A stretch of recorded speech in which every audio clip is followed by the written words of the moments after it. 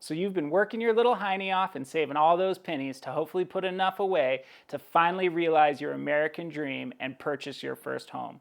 Homeownership is the next major milestone in your life following getting your driver's license and turning 21, and it should not be taken lightly. Investing your money into real estate has historically proven to be the best and safest form of savings and a hedge against inflation. In fact, 90% of millionaires have made their fortunes in real estate, and you're about to take the first step. Don't be scared. I'm here to help. If you don't know a lick about purchasing a property, this video is for you. As a seasoned real estate professional in one of the country's top and most competitive markets, I'm here to break down the home buying process from start to finish so you can purchase your first home with confidence and have all the inside information you could want to make an educated step towards equity building ownership. So buckle up, Buttercup. The bells are out to ring and school's in session. Step 1. Find an honest and competent real estate agent to help along the way. There are arguably ways to purchase your home on your own, but the liability of doing it by yourself is not worth it. Plus, as a buyer, you won't be paying the agent's commission. That comes from the sale of the house, and only the sellers are responsible to pay both agents from the proceeds of their sale. Sidebar, there is a current lawsuit going on. Fuck me, dude. Fuck. Step 1. Find an honest and competent real estate agent to help along the way. There are arguably ways to purchase a home on your own, but the liability of doing it by yourself is not worth it. Plus, as a buyer,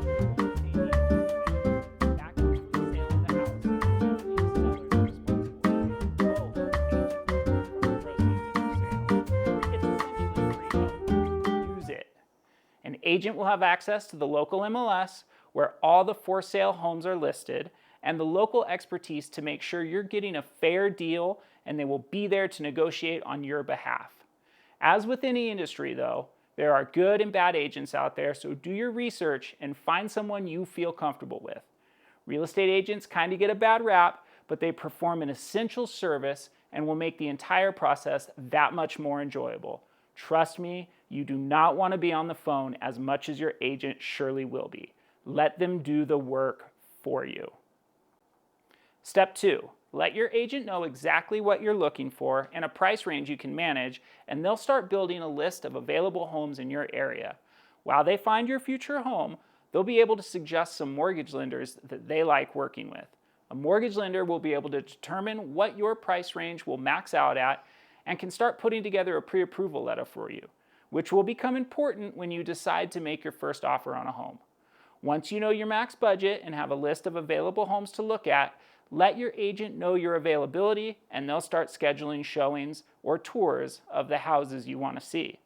Depending on the size of the house and a property, a showing usually takes about 30 minutes and will be led by your agent. I typically meet clients at the house, get it unlocked, and are there to answer any questions that might come up. Step 3, congratulations! You've identified the perfect home within your budget and now you want to buy it. This is where the fun really starts.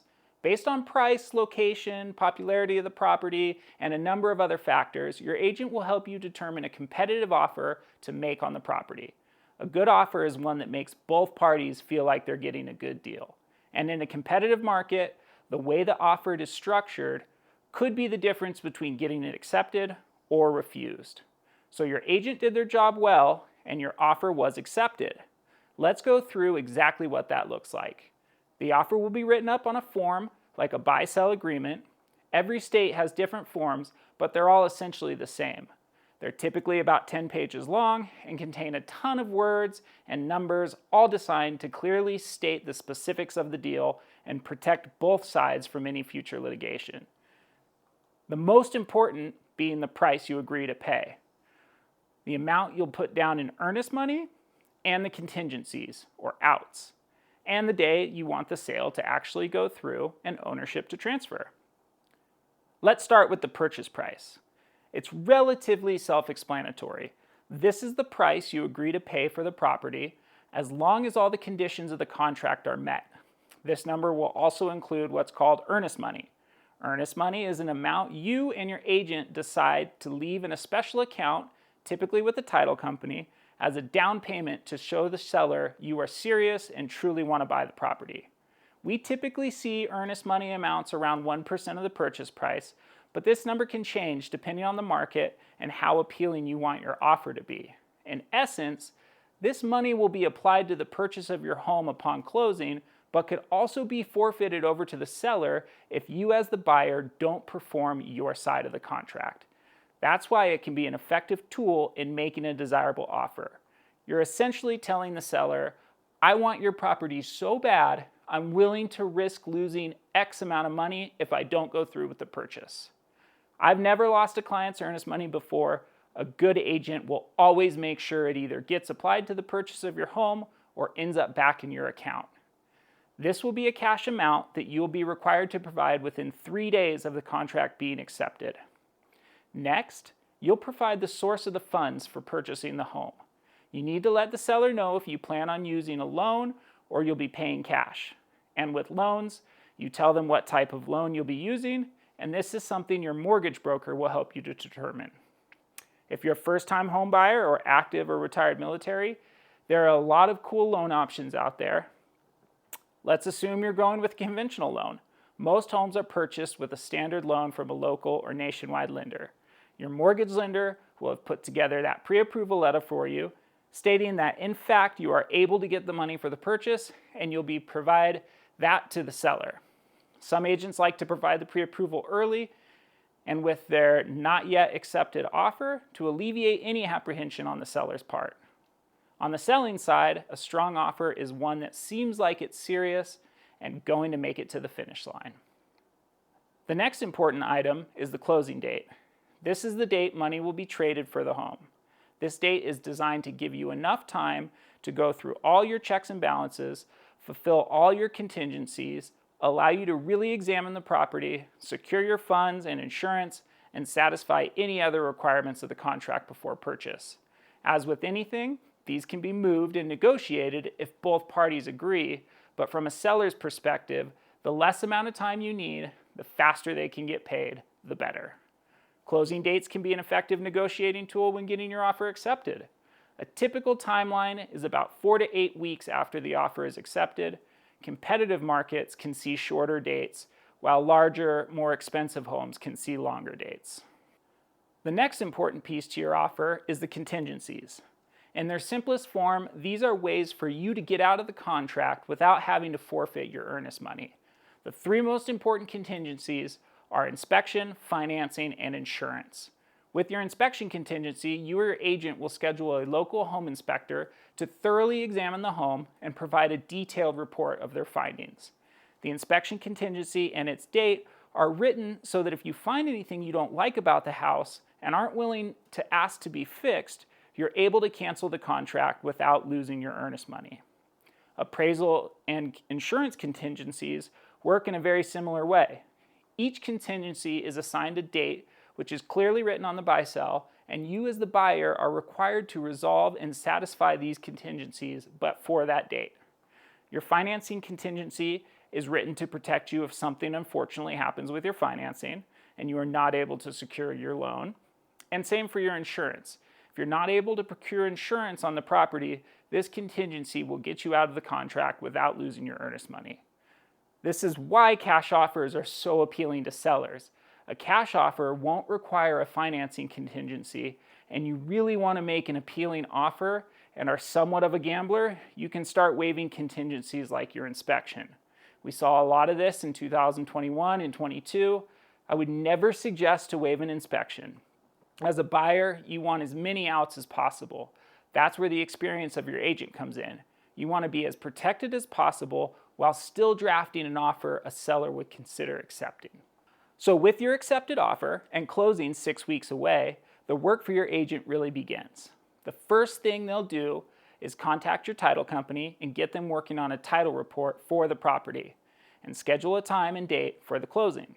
The title company is going to research the history of the property and make sure it's being sold by the person who actually owns it and that there aren't any liens or money owed on the property. A bad title report is called a cloudy title, and it's a red flag for buyers. But don't worry, there's a title contingency that can protect you in the event the title report comes back unfavorable. Next, they'll schedule your inspection with the local home inspector and make sure it all meets the dates in the contract. Your agent will likely talk to your lender and open a chain of communication so they're in the loop with the process of your financing. A good agent will provide you with a clear list of important dates that need to be met and will be there to help you meet them.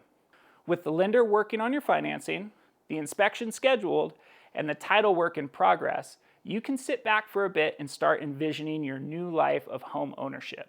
You've got a team of professionals working in the background to see this thing to the finish line. The first date you'll typically need to meet is your inspection date. Now that your inspector has examined the property and you and your agent have reviewed his report, you'll decide if there's anything that needs to be repaired with the property. Your agent will put together an inspection report with all your requests to move forward, and you'll wait to hear the owner's response. Typically, a list of repairs will be written out with an option at the bottom to just do a price reduction instead of repairing anything on the list. If you're a handy person who likes doing repairs yourself, this is a good time to negotiate a purchase price reduction. However, the seller always has the option to just say he's not going to fix anything, and if you want to purchase the home, you'll just have to take it as it is. These negotiations are why having an experienced agent really pays off. Once the negotiations regarding the inspection are over and you've passed your inspection dates, and assuming you found insurance and the title work came back clean, the bulk of your contingencies are over. At this point, it's going to be really hard to get your earnest money back if you don't go through with the purchase. You'll still have your financing contingency, but with underwriting working on your loan and your lender providing your pre-approval, it will take some seriously poor last-minute decisions to have the loan not come through. On that note, if you're applying for a loan, do not, and I cannot stress this enough, do not take on any more debt. Don't go buy a car, don't open a new credit card, don't use Amazon's payment plan for your new home decor. You can do all of that the second you're funded and the money's been exchanged for the home. People make this mistake all the time. The home is the priority and everything else can come after. So now we're in the home stretch. All of your important dates have passed, everything has come back clear, and you're now what they call in the industry clear to close. This is what we've all been working towards. Now the only thing to do is start planning your move and kick back and wait for the scheduled closing date. When that day comes, you'll likely meet your agent at the title company that was doing the title work to sign for the closing documents. The seller will have either already finished signing theirs or will sign them shortly after you. The title company will provide a wire number to make the transfer of the funds, and they'll go directly to the seller upon initiation. Here's another thing I cannot stress enough. Verify your wire number with the title company before sending any money. They will provide the number directly to you, and I always call to make sure they repeat it back to me. Wire fraud is a very real issue. Double and triple check that the number you are given is the actual number being provided by the title company. It's worth being annoying and calling the title company repeatedly to confirm. Once that wire is made, the money is gone and there's no getting it back. Most title contracts are written so that the title will transfer upon ownership and completion of the documents and transfer of funds. So with all your documents signed and the wire successfully through, you are now a homeowner. Congratulations! The keys will have been left at the title company for you and they'll hand them right over. You are now free to start moving into your new home. The entire process can seem somewhat daunting in the beginning, and I get it. This will likely be the largest purchase of your life, and you're committing to a third of your life to pay for it. Don't be scared though. Homeownership is the first step to building generational wealth, and there's experienced professionals out there who are more than happy to help. If you're interested in learning how to make the next steps and build true wealth through real estate, don't hesitate to reach out. Those steps are exactly what my partner and I do every single day, and we'd love to help you do the same. Thanks for taking the time to get informed and post any questions in the comments.